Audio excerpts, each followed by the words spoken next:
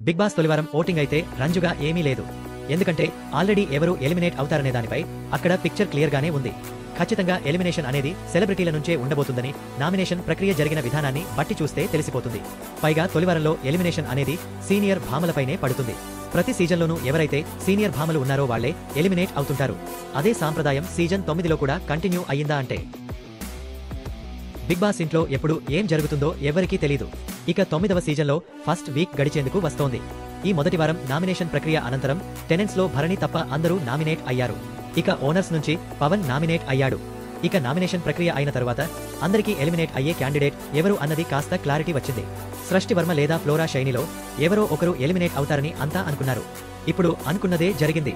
సృష్టి వర్మకు తక్కువ ఓట్లు రావడంతో ఆమెను బయటకు పంపించినట్టుగా తెలుస్తోంది. బిగ్ బాస్ ఇంట్లోంచి మొదటి వారంలో సృష్టి వర్మ ఎలిమినేట్ అయింది. ఈ మేరకు లీక్స్ అన్ని కూడా నెట్టింట్లో వైరల్ అవుతోంది.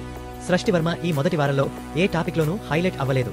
ఏ ఒక్క ఎపిసోడ్లోనూ సృష్టి వర్మకు పేరు రాలేదు. అసలు ఆమె ఉందన్న విషయాన్ని కూడా ఎవరూ పట్టించుకోవడం లేదు. నిజానికి బిగ్ బాస్ హౌస్ లోకి మంచి అంచనాలతో అడుగుపెట్టింది సృష్టి వర్మ. లాంచింగ్ ఎపిసోడ్ రోజున త్వరగా బయటకు వచ్చే మనం కలిసి సినిమా చేద్దాం అని నాగార్జున అన్నమాటని సీరియస్ గా తీసుకుందో ఏమో కానీ ఫస్ట్ వీక్ ఓటింగ్ కూడా సృష్టి వర్మకి కలిసి రావడంతో తొలివారంలోనే హౌస్ నుంచి బయటకు అడుగు పెట్టబోతుంది.